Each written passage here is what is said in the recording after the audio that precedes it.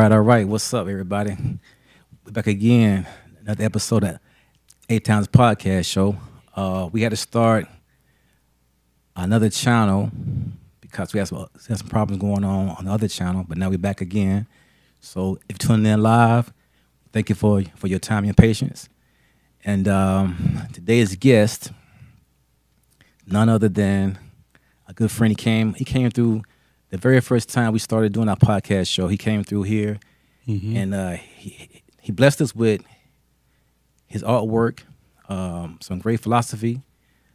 He did a football for the Atlanta Falcons, #1 pick this year, the quarterback, Michael Penix Jr.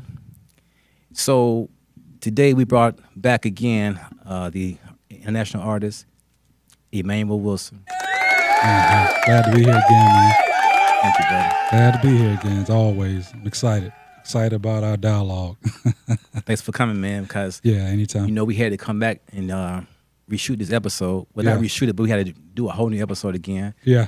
And I want to apologize first of all. I'm running around all day long. I'm a little bit tired, a little bit frustrated today, but it's Monday. I thank God that we're here. Oh yeah.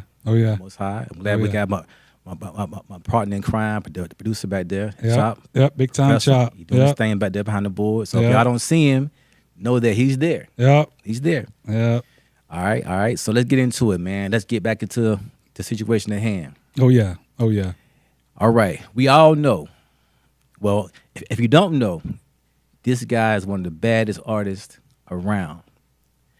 If you missed when I first got on the mic and said that he's an international artist, meaning that his work is around the world, being seen around the world, not just in Anderson or Greenville, Spartanburg, Columbia, Charleston. It's international. It's all around the world. Feel me? So I want you to expound on that, brother. Tell us how you got into the actual business of the artwork.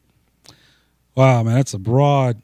I mean, it really goes back to for starters when I first started as an artist, man. I like I said, 3rd, 4th grade, mess around, pencil and pad, and parents got me like a number by horse coloring book.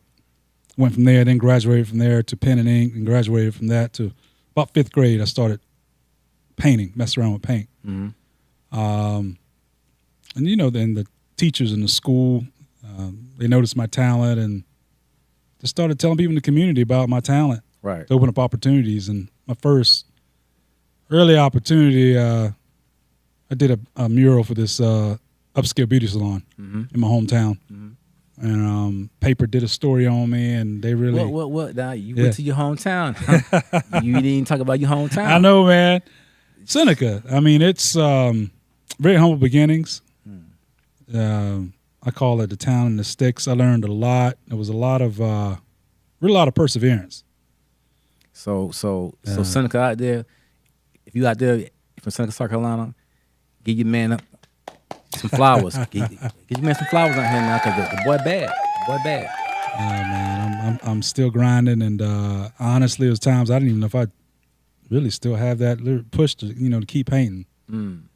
Just because of what I thought, just the steps. Sometimes in life you think you're going to be at a certain place, a certain time, but learn to embrace the journey. Right. And I wouldn't take nothing away for what I was able to experience from art teachers in Seneca. Just a lot of a lot of exposure. Right. Young. I look back and I got newspaper clippings and even artwork I've got from grammar school where it's a reminder. I feel like man, what am I doing? Meaning, not trying to compare, but look at the progress, right, and the growth, right. And so that's what it's inspiring because I'm self-taught. Okay. Well, that phrase, self-taught, can take on all kind of different scenarios. Right.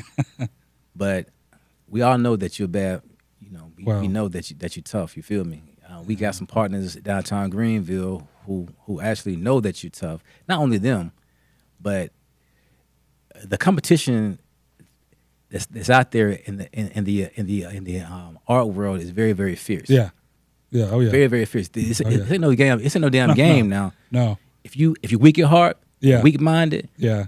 you ain't gonna make it Yeah. in this damn game. I Yeah. mean, you know what I'm saying? You feel me? Oh, yeah. This shit real. Yeah. Like painters, artists, they out here fighting for space. Oh yeah. Spaces. Yeah. What you call that? Opportunity. Yeah. You feel me? Yeah. Yeah. So, give me some of that background on what you had to go through. Man. Woo. So, kind of with my upbringing, for one, I was really brought up not to follow the masses. My thought process and even just really how I go about life. So my subject matter really wasn't what you call trendy. You know, I did pop culture, well, surrealism, pop culture artwork, but it wasn't with whatever athletes, entertainers, or storylines that were going on. Right. That was even way my dress code. If something was popular brand, I would do something different just because that was just, I didn't have a problem being kind of, for lack of a better word, ostracized. That was just me. So the challenge was because I didn't paint mainstream. Meaning that you didn't paint. Maybe what some other artist that was more known than I was, more famous, or might have been a popular athlete during the 90s when I was in high school. I did do subject matter of that, but maybe not at the time when they were popular. Right. And So you didn't paint any Michael Jordans? I did. You did? Okay, you did. I Michael did Jordans? do a few. Yeah, I did. But I guess because I'm more of a storyteller. Right. So I like using like subjects to tell my story through them. For instance, I may do a Michael Jordan piece, and it would just be a different perspective than others. So I'll take what I have, I'll take an image that I have, and I'll make it my own to tell my story. Right. Instead of just painting what I see. So when you say you're gonna tell your story, what do you mean by that? Like, give the people out there an idea of what you mean when you say that. Well, everybody's perspective is different. You can look at a scenery, like a lake scenery, and or just a skyline, or just any scene, and people will see it. They will see it different, just because of the background, the upbringing, the thought process. So I may take it and I may add something in it to help express myself. Like, you know, some people, you know, seeing like a jazz player on the side of a sidewalk, I may switch it up. I may put them in a desert to tell a story. Right.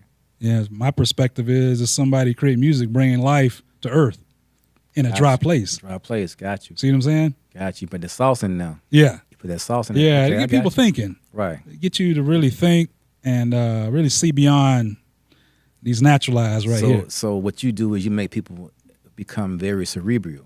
Yeah. Yeah. Yeah. Go beyond the five senses. And I learned that, I mean, unfortunately, you know, a lot of people are motivated by the five senses. Taste, see, hear, touch, smell. And sometimes they can't go beyond that. Right. So that's what I mean. But they may see, like, I did a painting and you inspired me. It was a Michael Jordan, Kobe Bryant, Chadwick Boseman, the Black Panther, who played Black Panther. And, Shout out to Oh yeah. the RIP. Yeah. I did a perspective where they're facing one another and they're exchanging mementos. And it's more of a perspective of respect for one another. Right. And I have something in the background. It really kind of enlightens the legacy they left behind instead of just what they did in that particular arena. So Yeah, that's a very, very powerful painting. That painting. yeah, is, well, thank you. That painting is all in my Thank you. all in my stuff. And the movie I done it's in my Yeah. well, anything I've done lately, that painting is in my background. It's in it's in the forefront, I in the appreciate background that. of everything because that was, you know, that's a dear painting to me. You know what I'm saying? Yeah. Very, very dear painting to me. Yeah. And you know, we're talking about painting right now. You have some work over here now. Yeah. We have over here. Yeah, that one right there behind you, I titled that one already written. It's my perspective of Miles Davis. Miles Davis. Yeah, my perspective of Miles Sad. Davis, yeah. And it has a cleft note above his head, and in between the cleft note, and it's like a scroll. His perspective is people that gifted They can hear things and make instruments sound a certain way and can write certain lyrics. I really feel is already, I mean, what they're pulling from is already written. Right. Because it's not of this world. Right. So that's what that means. Okay. And you got the trumpet Okay. right there below him. So yeah. Yeah. That's fire. Yeah. You did the painting for, well, you didn't do the painting specifically for Child Support, the movie that we did, but you had a painting that I liked a whole lot. And I fell in love with the painting, and we used that painting in the movie scene in Child Support. Right. Which is a long time ago, but that particular painting is very, very dear to me also. Right. That painting means a lot, a whole lot. Also, you know, you've done a lot of things, man. You created my logo. Well, yeah. You know what I'm saying? Yeah. I was telling you, I told you what I wanted to see, and you brought it to life. Hey, Chop, that camera, if you on this camera here, I'm looking into it right now. This guy's always challenging me to do off the wall and out of the box stuff. So, hey. I mean, he keeps me in that perspective with this logo. He keeps me fresh. I'm supposed to. I mean, Chop know how I am. Chop know I can't. But Chop know I get on Chop nerve a lot about some different shit. I call Chop, hey man, I got an idea. You know, he like, I can see Chop right now through the phone. He like, oh, this nigga right here. What is he doing? But he bring it to life though. Yeah. Like Chop will take an idea and bring it to life. Yeah. Same thing you doing with the artwork, bro. You know, I might give you an idea, tell you something, and you just you know what I'm talking about? Yeah. So that's a gift within a gift. Mm-hmm. Kind of prophetic. Right. I had to come to terms with that. I mean, me growing up in church, I thought it was kind of, use that word was kind of like spooky or kind of like Twilight Zone to other people. But, you know, that word, it crosses, you know, all genres and just boundaries. It you know, it is really the core of like a person's spirituality. Right. Because like you say, you give me information, I learn who the person is. And just like this logo, I tell your story, but part of me is in the design too. Right. So not everybody can do that. Right. A lot of people can paint exactly what they see. Hey, I give them props, you know, photorealistic stuff, but I kind of have best of both worlds where I can tell a story and also have the technical skills to make it look like if I want to or make adjustments to kind of distort it. Right. And but I had to learn, you know, to really express myself through colors more over the years because, you know, growing up in this area, the mindset was if the painting, you know, didn't or the sketch didn't look exactly like the subject, I wasn't really an artist. Okay. So when I got a chance to go to New York and visit all the museums in high school through the Gifted and Talented art program I was in, it was eye-opening. I mean, it was broad. And I was able to respect abstract surrealism because they were able to really dig deeper into their spirit and core and express themselves through colors and lines. Yeah. So when you're creative anyway, this for anybody out there that may not have tapped into the creative side. Right. When you're a creative person, you don't just get inspiration from one thing. Oh, no. You are actually several things around you or experiences that you may have went through or you might have heard about it. Those kind of things, they really, really inspire you. Yeah. You know what I'm saying? So, and I get it. I get it. Because I've watched you do some things and you made some great, I mean, even the painting that behind you right there. Yeah. You know what I'm saying? That's crazy. One of my favorite ones, this is another perspective of Miles Davis. You know, it's two faces, and I call it True Self. You know, just because musicians, you know, they have different personalities. His perspective, I felt like he was really himself. He just spoke his mind.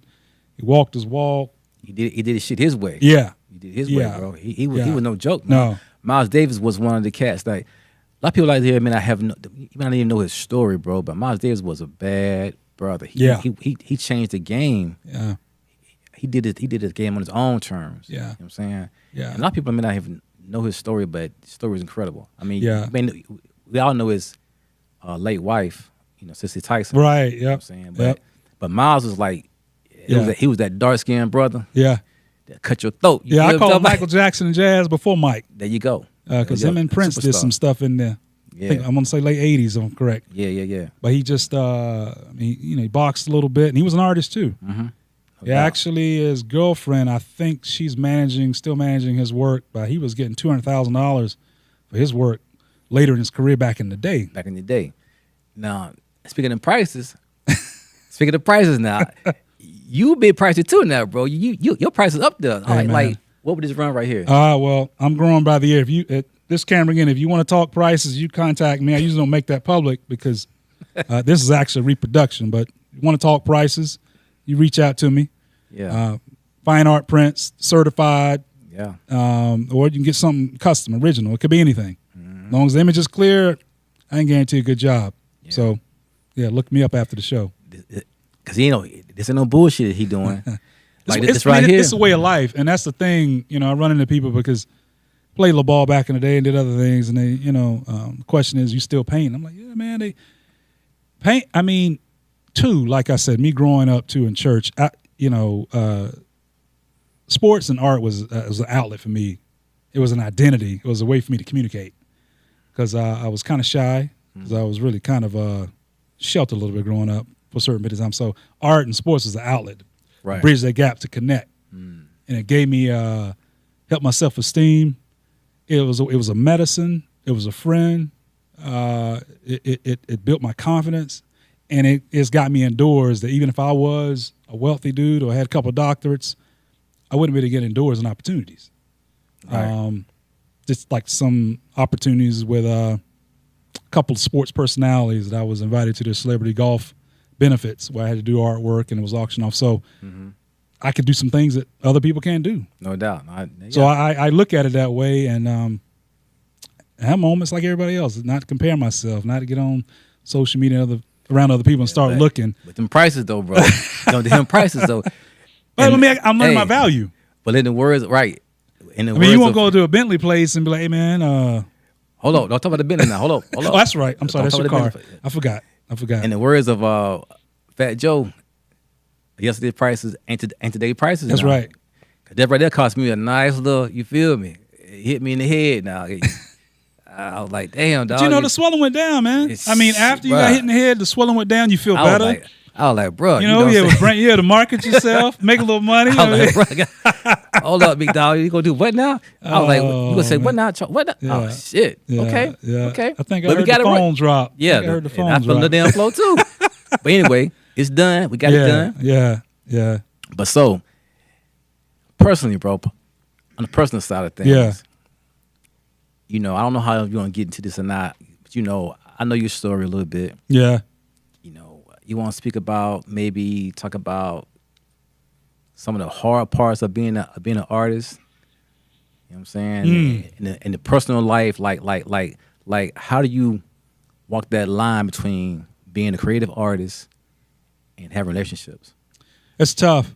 I look back now, like I said, failed marriage. But why you say a failed marriage though? Why you say it was? You know what? I use that term because I can't think of another word. To be honest, there's another word. I mean, I could use for that. It'll come to me. That's just the whole situation of you grow up and you hear certain scenarios, and until you get more alone time and think about the situation, you're like, wait a minute. Just like when first time I heard that failure is a necessity to grow. If you ain't failing, man, you ain't growing. You're not growing. And we live in a system where you're not rewarded. You're really downplayed and cast aside and ostracized if you fail. Well, that's the same thing through my art. It was trial and error. Right.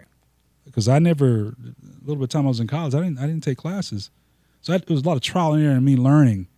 And tying it in relationships, it was tough because, for one, I was trying to have both. I didn't want to be that dude that was going to be a successful artist or in anything and be singular. And that's whether married or have a significant other. I always felt like I had to choose between your artwork and your wife. Yeah, or whoever I was dating. And part of it was because I was trying to figure out how to have both. I always thought that you could have both. I didn't have a blueprint, but But I always thought you could have both, and both parties could support one another's what they're talented and gifted in. Well, that's where they're supposed to work, right? I mean, That's where it's supposed to work. man got a woman. Yeah. Woman's supposed to be supportive of the man. The man's supposed to be Exactly. supportive of the woman. Yeah. But a lot of times that shit don't, you know. Well, it a lot of times it doesn't, and what I find out too is I've been doing this so long. This is not it wasn't something I just conjured up. So it's a way of life, and trying to get that across to somebody who maybe they found their passion or what they want to do in their, I don't know, late 20s or 30s or whatever. I don't really understand that. So at the time too, you know, and I get it. It's steps, you know. Maybe I have to have a side gig while I'm building what I'm doing, and I'm in a relationship married. But the thing is, what people don't realize, you're healthier, and as a person, as a human being, when you're developing what the Creator gave you on some kind of level. Whatever he gave you, it may be, I don't know, whatever it is. Maybe, I mean, you may be able to sing. You may have a sense of benevolence, like a gift for benevolence, speaking, whatever it is. On some kind of level, you have got to develop yourself as a person, just like your significant other or your spouse, or you're not really growing. You're not really living. Well, you know. That's my opinion, you know. Yeah, I mean, I don't want to, but so you go back. So let's go back to you. You say you had a failed marriage. Yeah. Was that due to? Was that because of the artwork, or because of your time? What was it? I mean, what was the reason behind all that?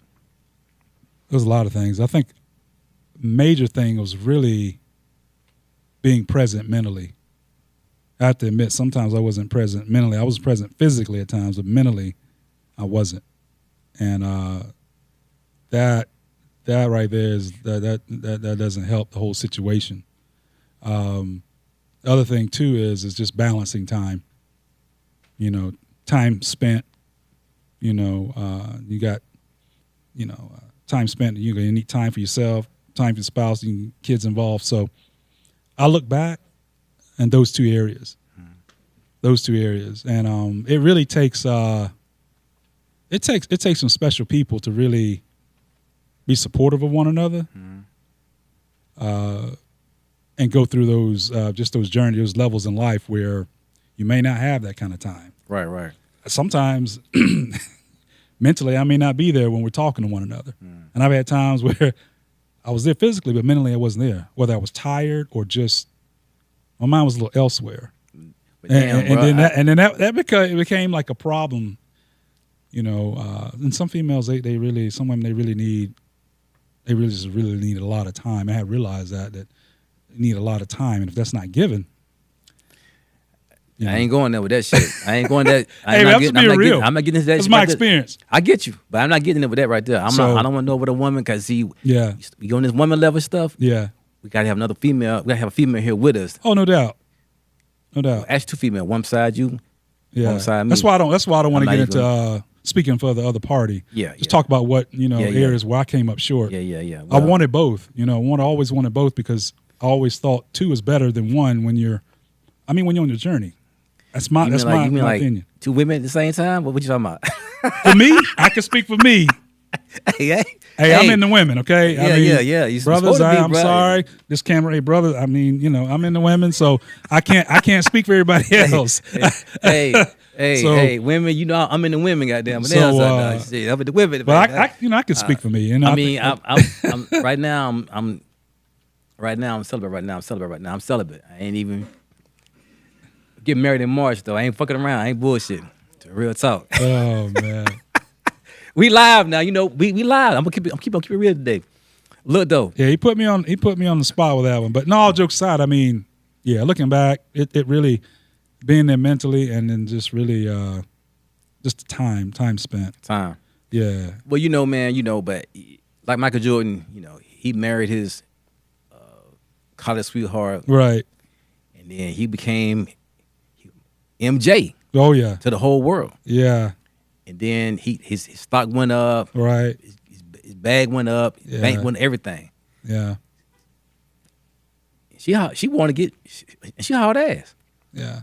But she got half the brag though. Yeah. So maybe you Well, Maybe you looked up. Maybe you looked up. no, I didn't look up. Nah, I'm gonna look at this camera again. I did not look up. That's lesson learned, and a lot of money lost. Yeah, like I say, it takes a special person to weather those situations when there's different growth and stages, and that people don't understand. You hear there's stages in life, and I mean it's just part of it. So how it is from the beginning, it may not be that way a couple years down the road as far as convenience. We live in a time of convenience, and you want convenience, and then you want the whole the blossoming situation too. That's not reality, and I had to learn that myself. But no, great man, I mean, great woman. Even the ones all of it's just. I mean, some need a certain amount of time. They need a certain amount of. What you did was you chose that paintbrush over the woman, pretty much. Hell, bro. I mean, okay, that's what you did. Okay, That's what you did. I mean, bottom line, that's what it boiled down to. Yeah. Ain't no in between. No, now. ain't in between. Ain't no in between. You chose that paintbrush. Yeah, And that canvas. yeah. You know what I'm saying? I get that. And it's what it is. I accept that. Hey. I can accept that. So Yeah, I heard this story. Let me ask you a question. yeah. If you was on a deserted island, right? Like that, like my man Why was. have bottled water on the island? Yeah. No damn water. Oh man, that ain't no fun, man. You like Tom Hanks out there with the soccer ball. Soccer ball, nah. The little motherfucker, Wilson, right? But instead of Here's Wilson, my last name. Go ahead. Instead of Wilson, Yeah. you got a paintbrush Yeah. and a canvas, Right. and the woman on the island with you, right? She come out nowhere. She's up out the damn, boo. What would you choose? Would you Man, why you choose do the me like woman this, man? over your painting? Let's go to this camera here. Why he do me like this? Why you put me on the spot like this? I'm gonna tell you what I'm gonna choose. Oh man. That woman, bro. I ain't damn that paintbrush, that canvas like that. I'm gonna choose the get woman, that. man. I mean that's a pretty Okay, so now, so if Yeah. that was the scenario then, that's a circumstantial situation. but why not now then? Why you don't do that now? Oh, now I would, yeah. You choose the woman over the painting now? Well, you wording it different. No, I'm not. Both, both, No. hey, I got it set up where both can cohabitate together now. Oh, you gonna do it like that? Yeah, I'm gonna do it like that. You gonna break it down 50-50? Now, I'm gonna break it down like that. Now. Okay. Seriously. Okay, bro. Like I said, when I'm older now, look back. I have enough wisdom where both can cohabitate now. You think so? So now I was with you one night. We was at the restaurant, and you had this young lady ask you some questions. Here we go. But she put you on the spot though. She did. She put you on the spot, and then you didn't fumble. You kind of she was like, you had to think about that thing for a minute. You was like, well, I ain't never been approached. I ain't never been approached somebody to come up to me and want me to be a sperm donor for the for the child. So in my mind, I'm thinking like, okay, like we need to sit down and talk about this because for one, she's attractive. Yeah, she is. And I usually have a pretty good judgment of reading people. Now I kind of read her mail right there, told her what what was up, and she kind of looked at me and was like, man, how do you know that? I'm like, look, well, that's one of my areas, So I give people the benefit of the doubt. I want to go out in person and see like what's your angle? Like, are you crazy? Are you really serious? But you having a moment? I mean, like, what's really going on? Go ahead. But did y'all get to No, get we to didn't that? make any babies. If that's what you're asking. No, we didn't Damn, make any bro, babies. y'all supposed to no. have a little. We did go out. We did go out. Okay. We talked and learn more about her. And yeah, man, she's an awesome woman, very talented. I mean, I could see something like that happening. I mean, like again, both can cohabitate. But see, at 10, she's a person who's developed her craft, and she's a creative person. Right. So she's been through the journey, so she understands. So if there's a situation where there's a week, we're away from each other, we can have. If she's on travel, I'm doing my gig or whatever. I'm mature enough. I'm at a point in my life. I can walk something like that out because I mean she's doing her thing, I'm doing mine. There's an understanding there. Gotcha. Yeah. Yeah, well, that's what's up. Well, we talked about you being international artist and everything, and you got some friends downtown Greenville that I think maybe more people out here might know. Yeah, He may be a more of a household he is. name or person, whatever. But he's a cool cat. Yeah. Oh He's yeah. a cool cat. Oh yeah. But has anybody that you know that are doing the same thing that you're doing, have they ever opened their hand or extended their hand to you as far as trying to help you or help pull you into the situation that No. they're in? No, and that was something I really had to really not let bother me in life. I don't know. I'm not sure what it is. I don't know if just my talent, charisma, or what they see in me. I'm not sure. Do you think they fear you? I think they're hesitant to bring me in the game as far as collaborating because of they see the potential. I hadn't really scratched the surface of my talent yet. Well, you don't, I'm gonna call him out. I'm I'm gonna call him out. I'm gonna call him out. I'm gonna call him out. Jared Emerson. You watching this show, homie? Get your boy in the game with you, bro. The boy tough. That's all I'm gonna say right now. Cause I can talk a lot of shit on here, but I won't do that today. Not today. Not today. Not today. But yeah, I wanted to get that out there because I want to get him on the show too. I want to get him on the show too. I want him to sit him on the couch and get an understanding of why he hasn't extended his hand to you. I've had it a lot, and I'm not talking about just in there. I'm talking about different cities. I'm talking about different cities. People who are already what they call established financially, and the whole marketability is already there. So my thing is I don't really get the understanding. I know business is business, but so I got to the point I didn't take it personal anymore. It bothered me for some years. I mean, this is what I'm trying to say. I'm gonna get back on this shit one more time. Right. Financially, that's one thing. Money is money. Money ain't even. It's not even real. Money is a tool. Yeah. I'm talking about if somebody's up already, but they can't reach back and say, "Hey, man, let me pull you up a couple of steps." You feel me? I agree. Maybe not on the same level I'm on, but a couple steps up, bro. You feel me? Let me get you about the damn dust, whatever. You know what I'm saying? That's all I'm trying to say. Anybody can do that shit for anybody. Oh yeah. I mean, it shouldn't be this thing with but I don't know, because you doing you doing a little bit more than what I'm doing, so I'm not gonna help you at all. That's the shit I'm talking about. I don't even like that kind of stuff. Well, I think what I've seen is there's always been those who, quote unquote, what people the society says are more successful. And I say more successful, meaning they have more followers, they're more followers don't noticed, mean that. And I agree. That's what I say society, their perspective. But what I find out is that, sometimes in that level you bow down on some things the way you really lost some of your creativity because you're locked into a whole system. Yeah. And as long as you producing and living and kind of like talking a certain way, man, you got everybody and your mama running behind you. But then you start getting to stuff where you start creating from just from the core who you are, and it's something that's uplifting and to bring substance to society. That has more power because people can feel it. They see it. They see you. They can see you through your music, your art, anything you do creative, and don't even have to know you and know what you about. Right. Versus they got to see you and figure out, I'm that dude. They see my work. You feel something. I don't care if you're in the backwoods of Rome, Africa, Greece. You see it. You see some of yourself in it, and that's what I'm about. I'm about creating from the core, and it's speaking to people. When they see it, they're gonna walk away from something that's eternal. Art is eternal, just like music. So, but that's been the story of my life. I had to kind of like whatever, man. And I mean, I've had people chase me down.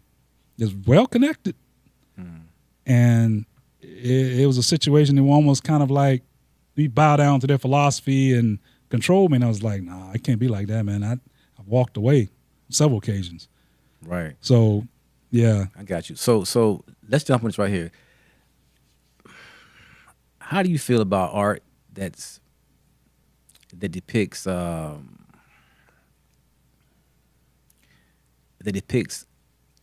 black culture or black people in I guess like a negative light? Take that back. Would you paint a picture of a black Jesus? Yeah, of course. A lot of it had to come over time of just really understanding who I am, man. So who are you though, bro? I mean, break that down for us. Where you from?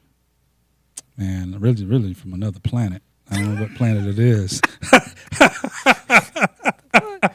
No, all jokes aside, I mean, even like the names I have, Elijah Emmanuel, firstborn of 3 boys, a lot of responsibility. Those names carry a lot of responsibility, and it kind of, sometimes your names foretell really where you going to and who you are.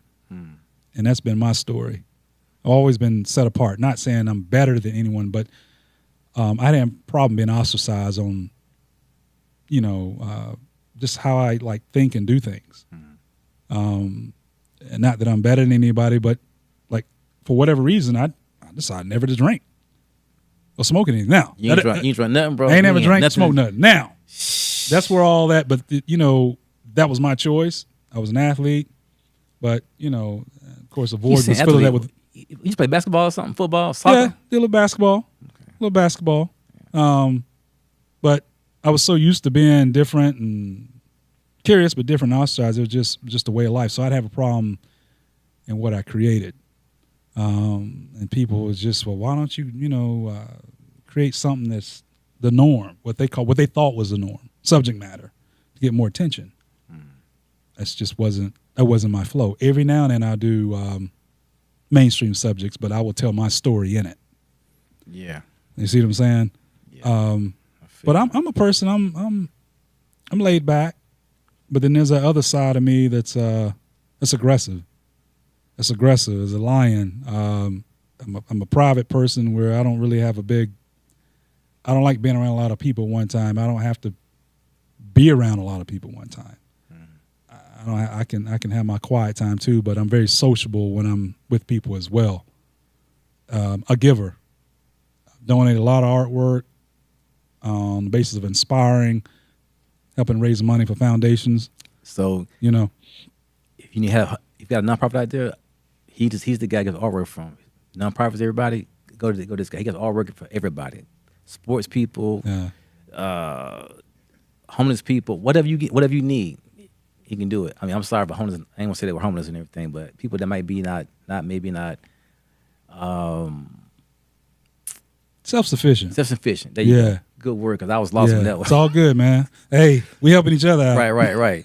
So he did some stuff for a nonprofit, a few nonprofits though. Yeah, did some stuff for Lawrence Taylor. Mm-hmm. His nonprofit, and they cut some custom footballs. They did 4, and they helped raise money for his foundation. They were auctioning off. Dabo Swaney, head coach of Clemson. Dabo. George Rogers, Otis Nixon used to play for the Braves back in the 90s. Brian Jordan. Yep.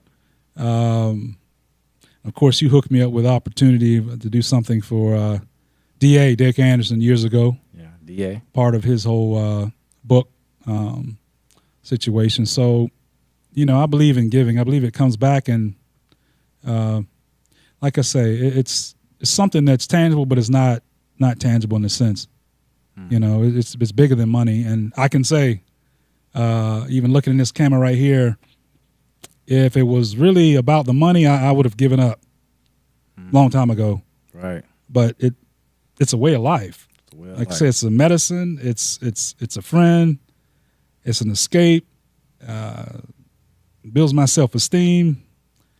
It does all that. And then what it does, like I said before, it bridges the gap between me and anybody of any culture on the face of the earth. Right. And that's why I choose the subject matter of, like music. And I use other subjects to incorporate to tell my story. Because music, to me, is the second most powerful thing beneath the creator. Whether they know English, Spanish, or whatever else, they can relate to it. So I try to do that through imagery. Yeah. You have 4 or 5 paintings. You got one painting of Prince. Oh, yeah. It's not done yet. Yeah. But it's going to be in here when it's finished. The Prince painting, or the print of Prince, and the print of Michael Jackson. It's going to be in here. It's going to be in the hot corner. I like that. The hot corner. Hot corner is where you're going to come and perform. Right. If you rap and sing and do anything, you'll be in that corner right there doing it. Also, you have a painting of the greatest of all time, the GOAT, Muhammad Ali. Greatest and I noticed that you do his impression pretty. You called me one day. How you gonna put me on the spot in front of all these people live here in Anderson, South Carolina, telling the world about what I do? I told them, all them people, everybody, put the camera on me right now. All them people back in Seneca who thought I was washed up. You thought till I got too old because I didn't get a degree in art. All you teachers, all you folk who thought I was going to give up. I ain't giving up. This is my fourth coming, not my third. This is my fourth coming. I'm going to prove all you people wrong. All you family members, all you women out there who said I was nothing, I wasn't worth a lot. I'm going to show all of you. I'm going to prove to you that the God inside of me is greater than everything that you ever seen in your life. This paintbrush will not die, it will live. I'm going to show all of you. It's going to be worth a lot of money. You better go and invest in me now. I'm telling you. Hey, man, listen, you crazy, bro. I am. But, then you like but that, you know, I'm comfortable with myself more. And I mean, really, like, coming from, like, growing up as a PK kid, you know, strict environment, man, it took me years to get to the point where I can just, like, more be myself and not really worry about what people think about me. Yeah. Because you know what? People love laughter, especially women. They love laughter, man. It does something for people. And this is that other side of me. And that camera, again, that first interview I wasn't doing because I don't know, maybe I was too laid back. But there's like a square, quirky, funny side of me that this is me.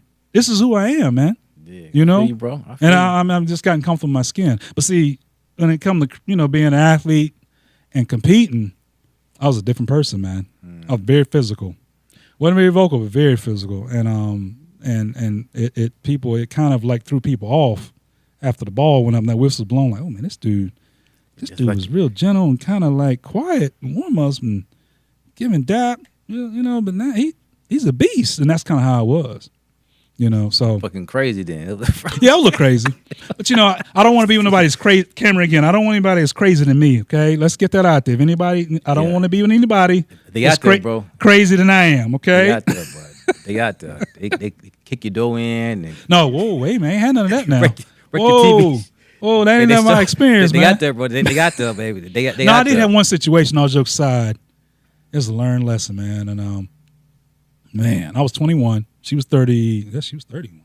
Okay, you got a degree, model. She moved from Atlanta, tough, bad, South Carolina, and yeah, man, we started talking, and I didn't realize, man, she had some stuff going on, man. Okay, serious stuff going on. Didn't even know she lied about her age. She lied. I was green. I was 21 and college, and I was like, so you were green?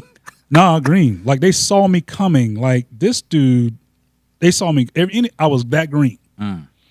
And you know, I mean, she's pretty. She, you know, spoke nice, and I think she was actually a DJ. I don't know what her degree in. I think it was in broadcasting or something. And long story short, you know, start putting all the vibe out in the community. We getting married and all this other stuff. Had people walking up to me, give me that, man, congratulations, you getting married. I was like, I'm not getting married. Yeah, so and so told me that, man, y'all gonna have a baby. Y'all getting married. I was like, no, that's not.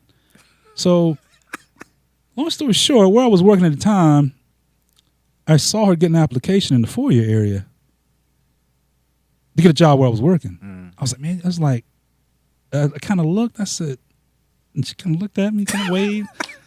I kind of did like that, and I said, I walked over. I said, you can't get a job here. I said, we can't work at the same place. So somebody at the time, I call her my, you know, childhood sweetheart. We really just had an awesome situation in high school. She was working there, and so, long story short, she found out that we had a pass. I think that's why she got a job. And so I'm gonna keep my eye on you. And so she was jealous of that. Yeah, I'm gonna keep my eye on you. I saw you looking at her and all this other stuff. And you know, and of course, she was Caucasian. The girl, you know, back from high school, and the girl was 31. She was black. So she had a problem with that. Oh, okay. So long story short, I mean, ended up with the management. They fired her because she was just causing such a problem. But really, what I wanted to get to was she tried to run me with a truck in the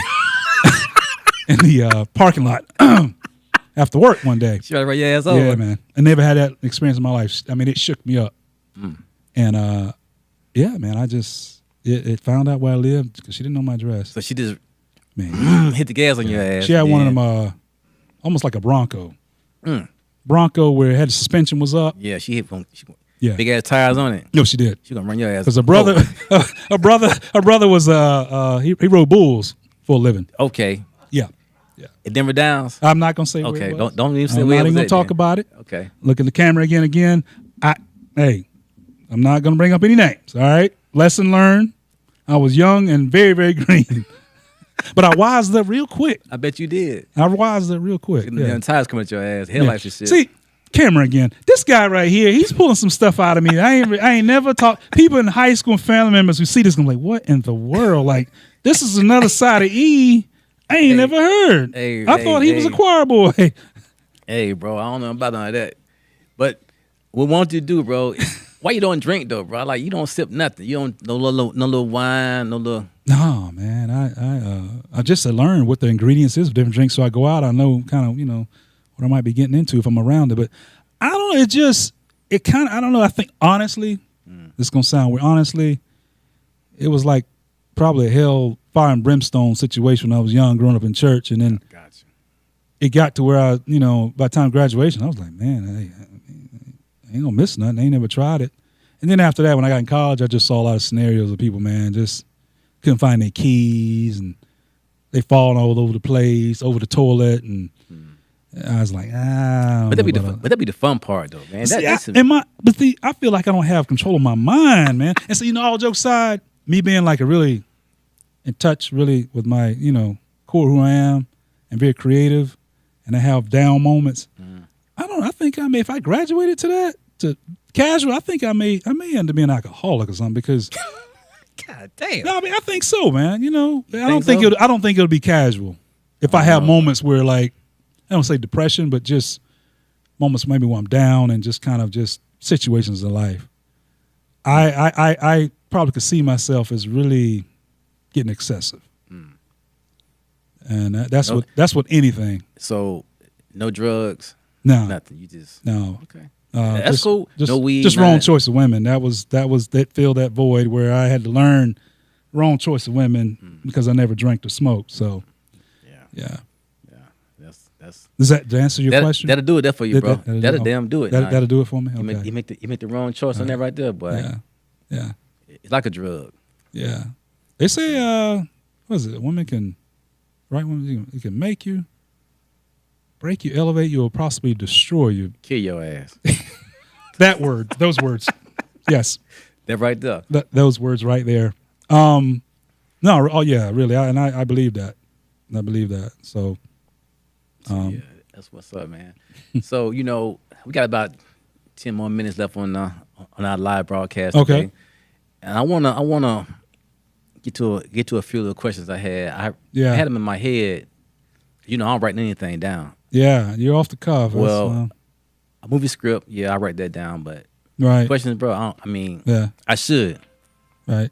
I know I should, but I don't. 'Cause I like to have a conversation. On Atown podcast show, it's about a conversation. Mm-hmm. I'm trying to converse with you so you can be comfortable and then talk to me. Right. I'm trying to figure out what it is about you Right. that's so intriguing to other people. You know what I'm saying? Yeah. So A voice. I've heard that. I wanna be like not your therapist or anything, but just a person that having a good conversation with a friend. You know what I'm saying? Right. Now we go back about what? 2009. 2009. Mm-hmm. Mm-hmm. In that time period, what I learned about you has been like today, bro. I ain't know nothing about this. This shit here today was crazy because I don't know nothing. This you wild dog. You feel Yeah, me? You a wild dog. I am. You don't drink nothing though, but you still wild. I compensate in other areas. Right. Well, hey, I don't know about that, but the next time a young lady asks you Oh man. to break her ass off, you better break her off. You break that. Could you break that down for me? That lingo. Huh? Did you break that lingo? You better down? break her off, bro. Yeah. 'Cause she was tough now. Camera again. I know he's talking about it now. I had a moment. Yeah, she was tough. I had to translate that. Okay. Yeah. No, was really. tough. Yeah. She. Yeah. I mean, I'm not trying to tell you what to do. No, now. you're not telling me. that. I understand where you're coming from. Yeah. But Yeah. she was trying to get you to get something. Yeah. Okay. All right. Yeah. All right, man. So you got about 6, 7 minutes, 8 minutes left. Tell me about your inspiration, like what it takes for you to come up with some of your artwork. Like go deep inside. Well, I'll Like, tell you, like I don't mean the spiritual side. I'm talking about just what it takes for you to do something. Like what it takes you. yeah, it depends on really what I want to say. You know, just for instance, like one of my pieces where, you know, I'm trying to get the viewer to see that, well, really where inspiration comes from. So in my mind, I'm trying to think of subject matter, and maybe even a you know, human subject, almost kind of like a collage to help put together to give them a visual of what I'm trying to say, or what I am saying, or even what's in my mind. So, but when does that come about? Do you have an idea Oh yeah, before you? yeah. It's just like stuff now. There's the ideas in my mind always. The whole idea is being really technically gifted enough and open-minded enough to bring a visual concept. So I don't have to struggle for subject matter.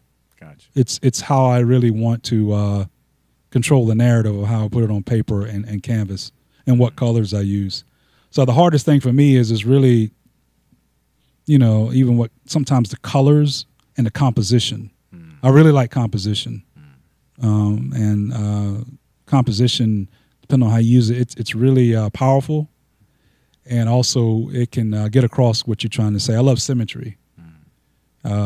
Symmetry to me, you know, you know, it's the sense of order. And I think I told you this one time where my concept is your eyes go from left to right or from top to bottom. Everybody in America, they read from left to right. Or, you know, you walk in a room or see a situation, it's top to bottom. So, and when I'm creating, that's my perspective when I'm doing, you know, certain pieces to tell really my story. Gotcha. And I knew I was on the right track. It was about 2 years ago. I ran into a girl. She took some classes in Paris, master classes. And I was setting up artwork for an exhibit.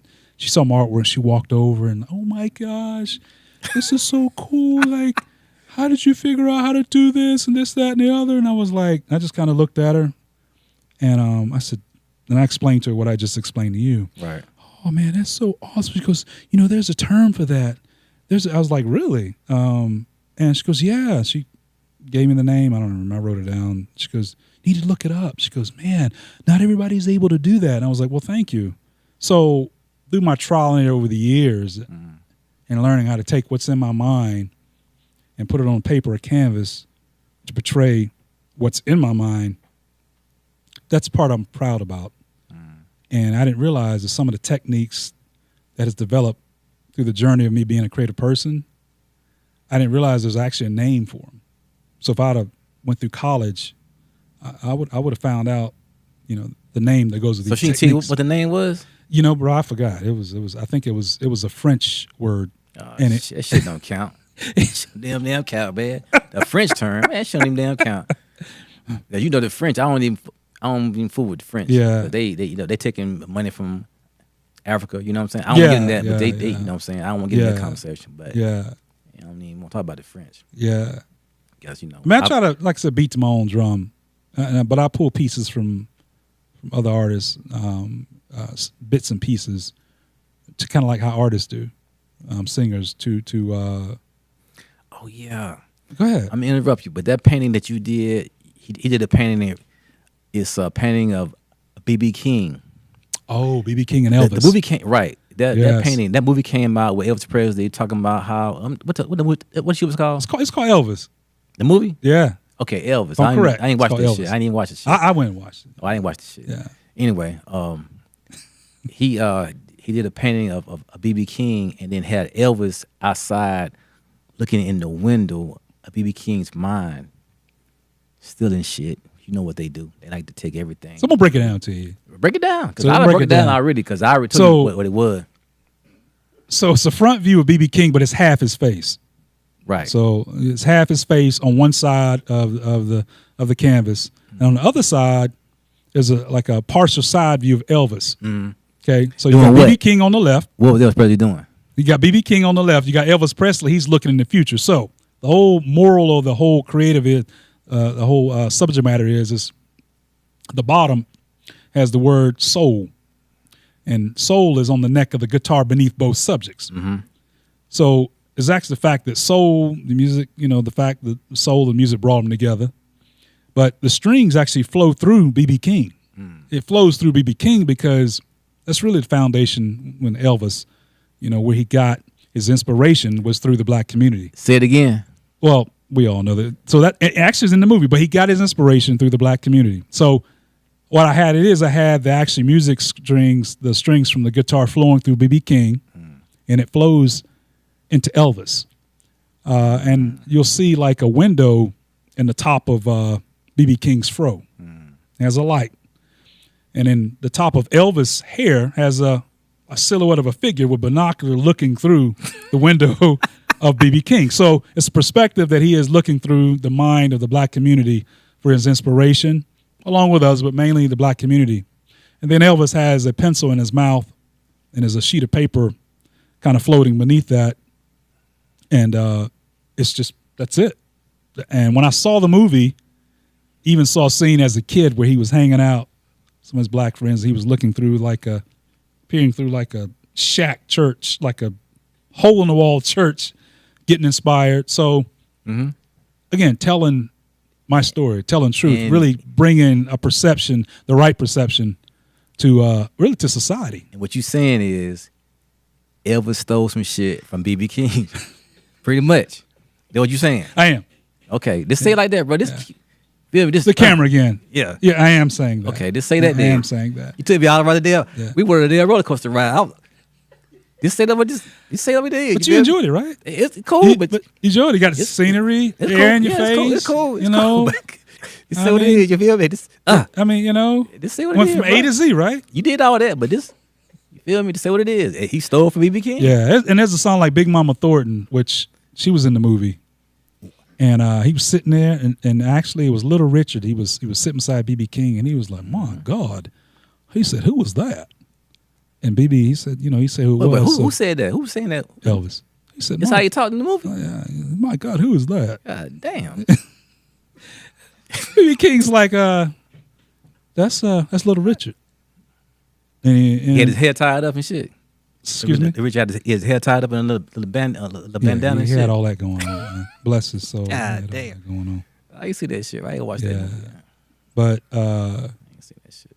I mean, that's what it's about, my artwork. Really, there's just so much in it. You see, you ain't really got to be a genius. You can look at it and see, put two and two together. And that's what it's about. Right. Where, you look at it and, but the whole thing too is where I get a chance to explain. Go ahead. Big Mama Thornton. Ain't nothing But a hound dog. dog. Yeah, she sung that shit Yeah. first. And Yeah, Elvis exactly. took it. Yeah. See what I'm talking about? Prime example. Prime example. Damn. Then you got, well, anyway. Big Mama Thornton. Anyway. See what I'm talking about though? I ain't got, Yeah. But Yeah. anyway, you can do what you want to do. And, Yeah. if you, I ain't gonna say nothing about that shit right now. I'm gonna be Yeah. quiet.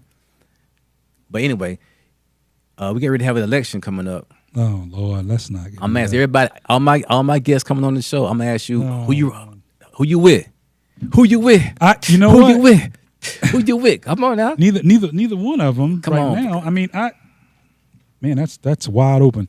Okay, well I You don't know, talk about it then. You don't, yeah. you ain't with, if you're not with, It ain't really comfortable. Kamala, I can't. You okay? That's fine. Yeah.